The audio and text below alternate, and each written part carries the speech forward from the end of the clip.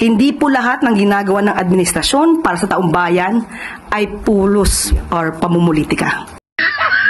Karamihan lang. Ito, sinasabi niya nga, ito matagal na itong issue ng prime motor pero ngayon lang inaksyonan ni PBBM. Okay, magandang araw po sa inyong lahat and welcome channel mga babayan. Nandito naman po tayo para sa bagong reaction video ngayon. Ngayon po ay May 2, 2025. Ilang araw na lang po at mag-e-eleksyon na. Nako, 10 araw na lang. Oh, excited na ba kayong lahat? Kasi ito na yung panahon, ito na yung oras para makabawi tayo dito sa mga pinaggagawa ng mga hindi magandang pinaggagawa ng mga politiko, mga kababayan. 'Di ba? So, makaramihan, meron tayong mga nakikita na merong mga politiko talaga na mababait lang kapag i-election. 'Di ba? At mayroon din tayong nakikita ngayon na mga papaling-paling mga kababayan na mga politiko. At Ito mga kababayan ang pag-usapan natin ngayon. Ako, Attorney Claire Castro mga kababayan, nadulas. Nilaglag si PBBM. Nako, yan kasi mga kababayan kapag masyadong madaldal mga kababayan at instead na ipahayag yung anong ginagawa, iklaro sa mainstream media kung anong pinagagawa ni PBBM na para sa ating bansa. Nako, iba naman kasi yung gusto niya pag-usapan mga kababayan. Eto, may video tayo dito. Galing ito kanina sa press briefing niya mga kababayan. Itong video na to, hindi natin uubusin yung 17 minutes mga kababayan. Maiksi lang itong parte lang ito mga kababayan. Kasi bumanat si Vice President Sara Duterte dito. And then, ako unfortunately, nadulas. Instead na i-depensa ang kanyang amo mga kababayan, ako nilaglag patuloy.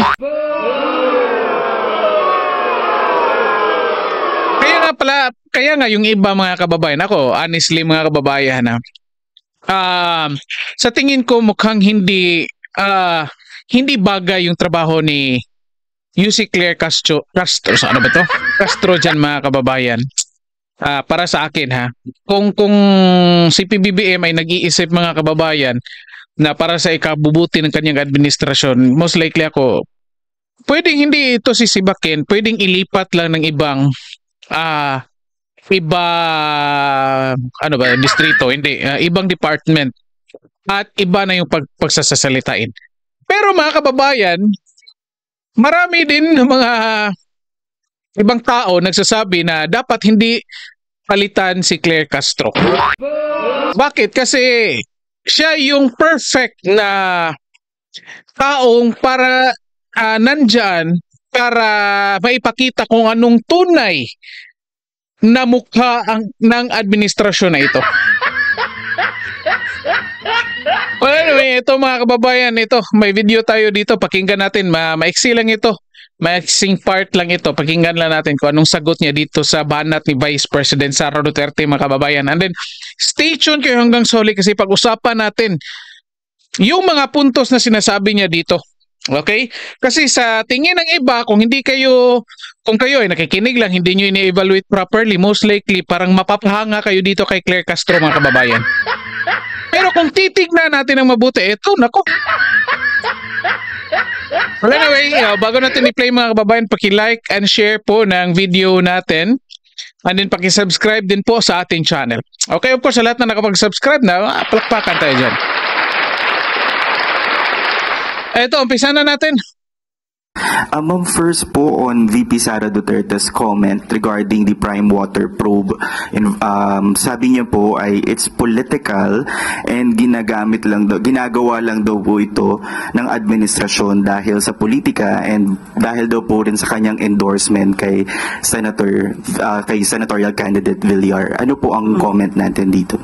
We cannot expect anything nice or any nice word from the Vice President in favor of the President and of the present administration. She will always use that excuse or defense of pamumulitika without really answering or responding directly to the issues. Unang-una po, since 2023, nung pumutok na po ang patungkol sa confidential funds at na ito ay nagasto sa loob lamang ng 11 days, yan din po ang kanyang nasabi. Napakaagang pamumulitika. Ngayon po, may issue pa rin po tungkol sa 12.3 billion nakuha findings patungkol po sa DepEd unsettled financial transactions ng DepEd sa pamumuno po ni VP Sara. Yan pa rin po ba ang sasabihin niyang pamumulitika? Ngayon, patungkol po dito sa pagpapaimbestiga ng Prime Waters, tandaan po natin, marami na po na mga kababayan natin, ang customers po ng Prime Water, na siyang umiiyak. Hindi po ito bago.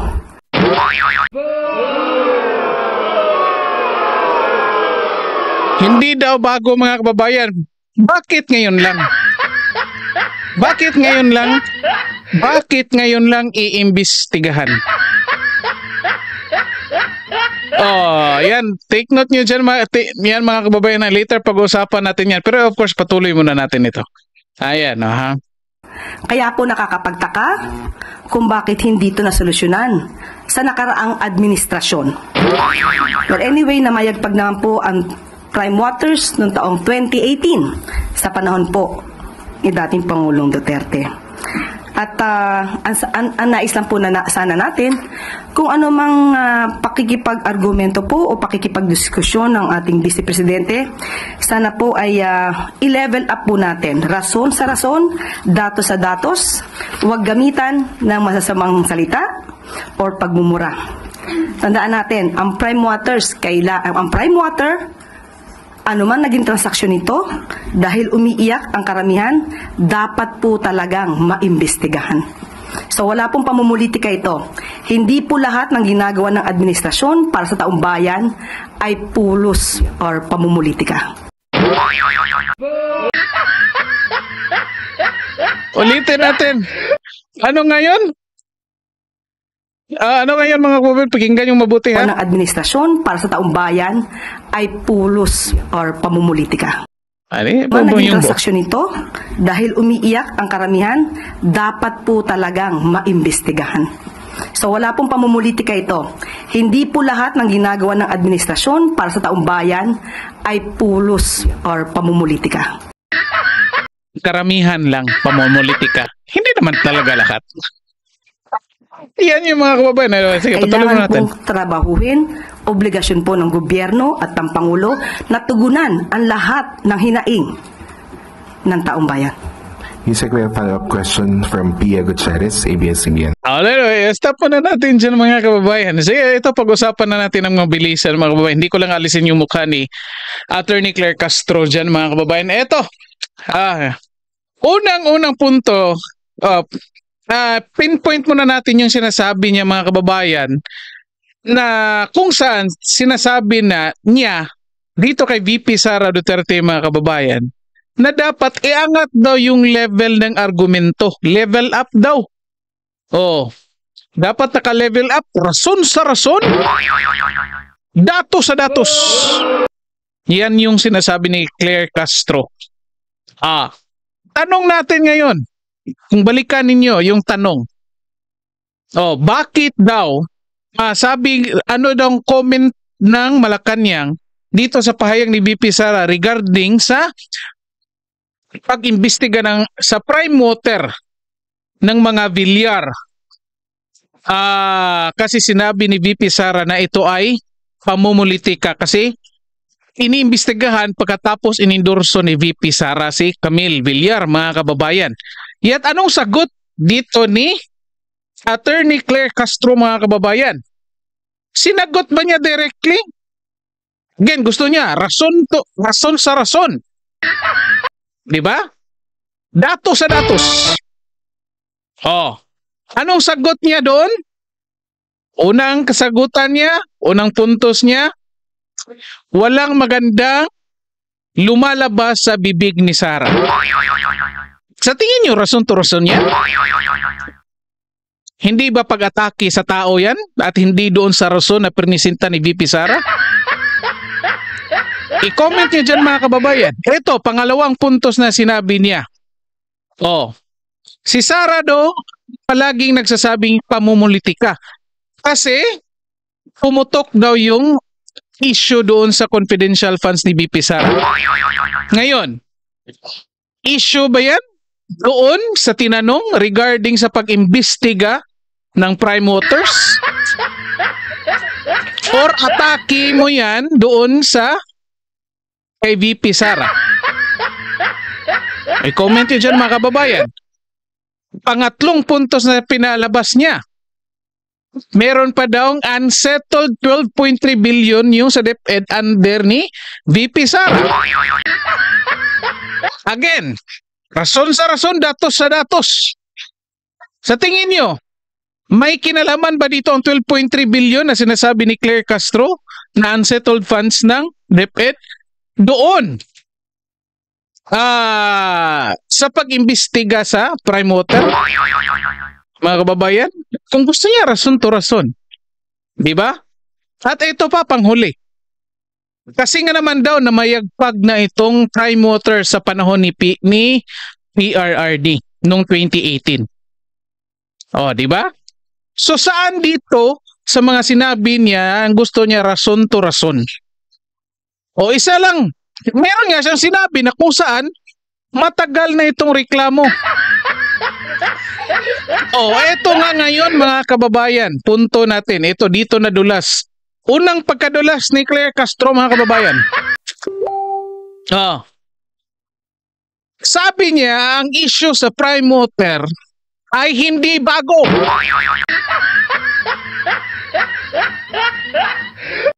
Matagal nyo palang alam yan. Ma'am, bakit ngayon lang? Bakit ngayon lang kayo mag-iimbestiga dyan? Matagal nyo pa na palang alam yan. Ako personally, narinig ko yung issue sa Prime Water 2024 pa. Yung iba, earlier than that. O bakit ngayon lang kayo mag-iimbestiga na kung saan timing ng pag-alis ni Camille Villar sa alyansa at inendorso ni VP Sara? So ibig sabihin, matagal nyo na palang alam yan, natutulog lang kayo. O, di ba? Hindi bago, matagal nyo nang alam. Pero piniblame nyo pa rin kay PRRD. Teka nga, ilang taon na ba presidente si PBBM? 1 month lang ba? Di ba magtatatlong taon ng presidente si PBBM? Oh, bakit ngayon nyo lang aksyonan ito? Di ba? Ito nga ang punto ni VP Sara dito mga kababayan. Sabi mo, level up natin yung i-level up daw ni Sara yung argumento dito, rason sa rason, datos sa datos. Ito nga yung datos. Ito nga yung data. Dito, number 1. Ito yung information, ito yung data. Yung timing ng pag-imbestiga. Walang problema nga imbestigahan nyo yan. Trabaho nyo yan. Nagpapasalamat kaming imbestigahan nyo yan.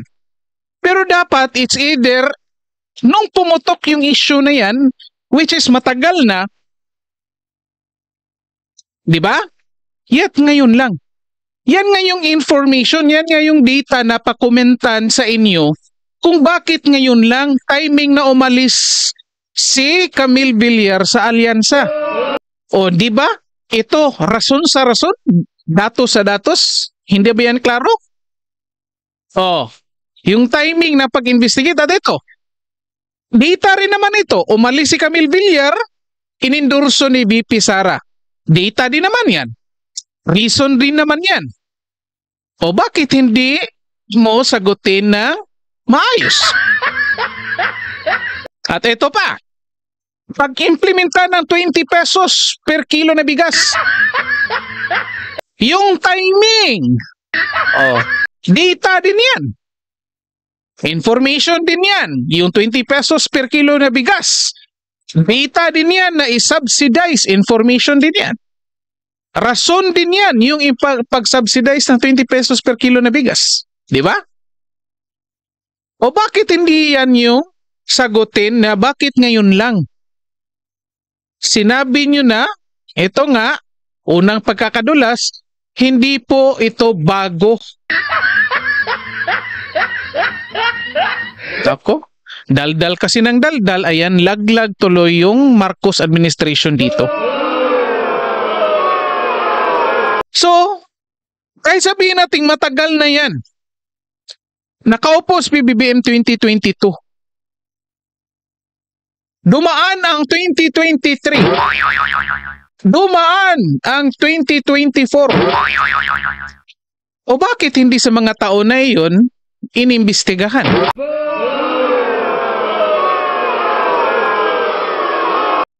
Ito, mga kababayan, pangalawang pagkadulas dito ni Claire Castro.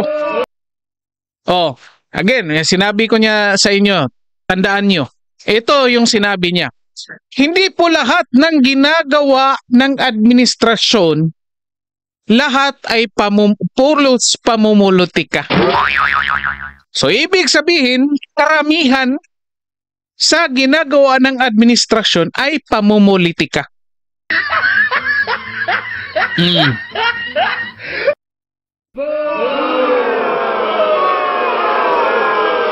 So anong masasabi nyo ngayon mga kababayan? May comment nyo nga dyan kung anong masasabi nyo dito sa sinasabi ni Attorney Claire Castro. O hindi daw po lahat ng ginagawa ng administrasyon pulos pamumulitika. Yun nga, ibig sabihin, karamihan lang. So tayo na mga kababayan ang mag-identify kung ano sa kanilang mga aksyon o sa kanilang mga ginagawa yung pamumulitika at yung hindi pamumulitika. Ito ngayon, dito sa pag-imbestiga, dito sa Prime Water, ano ito? Doon kay pag-kidnap kay PRRD at pagdala sa dahig, anong tawag niyo doon? Kami na magsasabi. Kasi sinabi nyo naman na karamihan o hindi lahat sa mga ginagawa pamumulitika. So sabihin namin, karamihan dyan ay pamumulitika. So kasali na yun. Kasali na yung pag-kidnap kay PRRD. So masasabi natin dito na tama itong si Amy Marcos na yung pag-kidnap kay PRRD at pagdala sa dahig ay isa yan sa mga ginagawa ng administrasyon na pamumulitika. At laglag dito si PBBM mga kababayan. Bakit? Anong sabi ni PBBM kay Senator Amy Marcos? Everyone is entitled to his or her opinion. I disagree. Yan yung sabi ni PBBM. Sagot ni PBBM sa kanyang kapatid na si Senator Amy. Yet, dito nag-press briefing si Claire Castro, nilaglag niya itong si PBBM mga kababayan. Kaya nga minsan uma-agree talaga ako sa mga tao na sinasabi nila nga dapat hindi talaga tanggalin si Claire Castro mga kababayan kasi siya yung sumasalamin. Siya yung nagpapahayag kung anong tunay na mga ginagawa dito ng Marcos administration. Yun nga, kung gusto mo level up, ikaw yung mag-level up. Hindi mo sinagot yung issue dito, yung timing ng pag-imbestiga, yung timing ng pagbigay ng 20 pesos per kilo na bigas, yung pamamaraan ng pagbigay ng 20 pesos per kilo bigas na kung saan sinubsidize. Hindi yan totoong presyo ng bigas. Diba? Fake price yan. Kasi yung mga tao pa rin nagbabayad ng 13 pesos para lang maabot yung 20 pesos. So naglulukuhan tayo dito. Bakit ang sagot mo ay yung confidential funds si BP Sara? Nagsabi ka pang mayroong 12.3 billion na unsettled funds ng DepEd. Ewan ko lang kung totoo ito kasi marami ng lumabas na COA report. kay VP Sara na wala namang issue. Ewan ko lang kung hindi ba ito fake news na naman galing kay Claire Castro, mga kababayan. At ito, sinasabi niya nga, ito matagal na itong issue ng prime water pero ngayon lang inaksyonan ni PBBM.